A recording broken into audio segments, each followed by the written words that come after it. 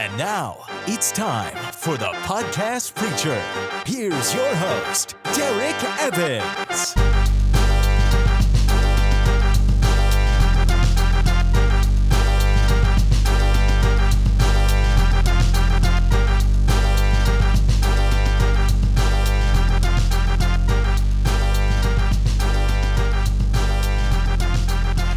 This is actually a question that I had for years and years. I was kind of always torn one way or the other, and I would go through different periods where I'd see people, begging, asking for money or asking for food or asking for whatever.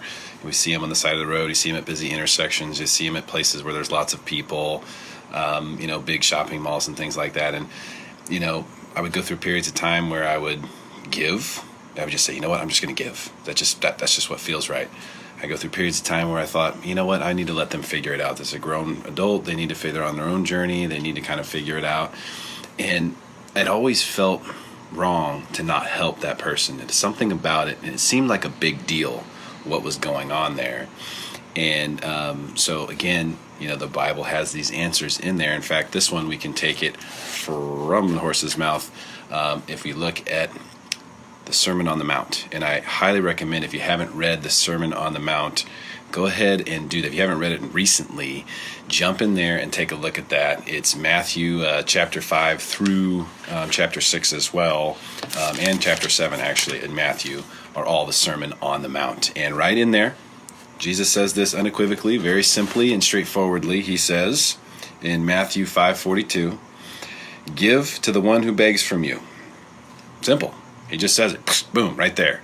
If someone begs of you, then you give. Simple. He also goes a step further, though, for the stingy folks out there. He says, and do not refuse the one who would borrow from you. So he says this very straightforwardly and very clearly and plainly. If someone's begging, you should give to them. And I thought that was really interesting because this was such a big deal.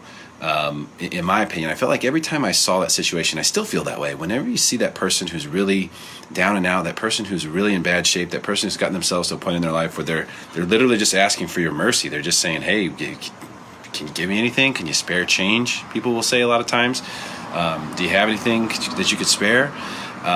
It felt like a big deal, and I think it turns out that it was. And I still think that every single one of those encounters is a small test and an opportunity to fulfill the goals and the word of Jesus himself. In Matthew 5:42, where he says unequivocally, if someone begs of you, you give to them. Plain and simple. Not only that, if someone asks to borrow from you, someone says, "Hey, can you loan me?" you also say yes to them. And what is kind of the point of all that? Now, this is from the Sermon on the Mount, so this is a big deal. There's a lot in there that he's unpacking, and this is just one of those things that is in there.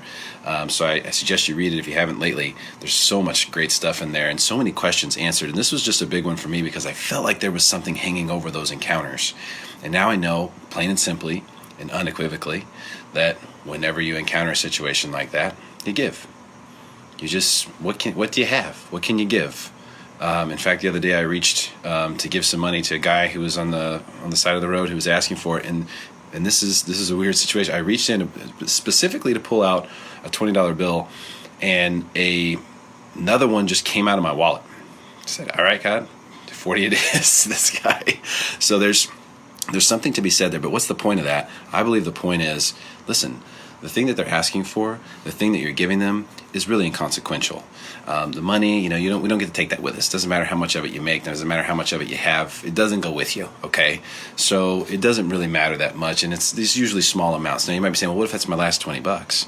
Well, if we go back to, and this is a whole other part of the Bible where the poor widow put in her only 2 pennies into the offering, and Jesus said there would be an incredible opportunity for her because of her giving, because he knew what she had left over afterwards, then there's something to be said for it. But when it ultimately comes down to it, it's more about just following the way.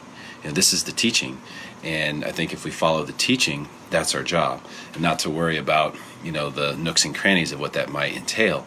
But ultimately, what he's doing here is he's saying, listen, we're all together. We're all God's children. All of us are. And if you saw your brother or your actual sister on the side of the road asking for money, what would you do? Not only would you stop and probably give them money or give them food or give them something, but you would probably also invite them in your car. I mean, if you saw your actual brother or sister on the side of the road, you would invite them into your vehicle and say, please, let me take you somewhere where you're not on the side of the road. So if we follow the macro teaching to love everyone, which to decode the word love means to include everyone. Love means inclusion. If we do that, that's a whole nother world of steps, isn't it? To say, well, gosh, I'm going to actually teach, I'm going to actually do what was taught here. I'm going to follow this teaching all the way through. Then we wouldn't just give. We would actually go beyond that. We would treat them like a family member. We would treat them like a brother or sister, invite them in our car, take them somewhere where they would be better off than on the side of the road. So thanks, Eduardo. I'm not trying to preach necessarily, but this, I felt this in my heart that this needed to be said because it was an answer that I've been looking for so long, and it seemed like it was an important situation. Every encounter that happened, where I would see that, and sometimes it's uncomfortable, and sometimes it's awkward when someone comes up to you out of nowhere and says, "Got any spare change?" and they look at you very seriously. Listen, they're dealing with a lot of rejection. Their hopes for humanity are pretty low. So if you can shine a light on that person's day, I think that alone would be well worth it. And if you haven't read the Sermon on the Mount recently, I would suggest you check that out, Matthew chapter 5, 6 and 7. There's some great stuff in there. Hey, happy Saturday night to y'all. Really appreciate you tuning in. Hopefully you'll share this video, and God bless y'all. Have a good night.